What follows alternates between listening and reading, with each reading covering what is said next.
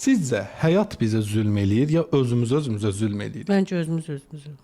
Həyat çox rahatdır.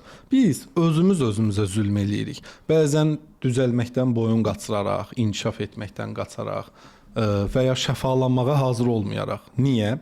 Çünki insan dəyişmək istəyəndə, misal özümü götürürəm. Mən əgər aparsaz məni bir 10 il qabağa və o anda desələr ki, tutalım da, heç Murad deyil, nə bilim Əli var, Hikmət var, Həsən var. Bunun yanına gedəsən, bu səni düzəldəcək. İnanın mənə, mən fəhlə belə işləsəm həmin halda, deyək ki, gün olmana da fəhlə işləyirəm. Mən orada bütün pulumu yığıb yenə də ora gedərdim. Niyə? Əgər mənə biri fikirlərimi düzəldəcəyimi desə, pulu boş ver, mən canımı da verərdim ki, azad olum.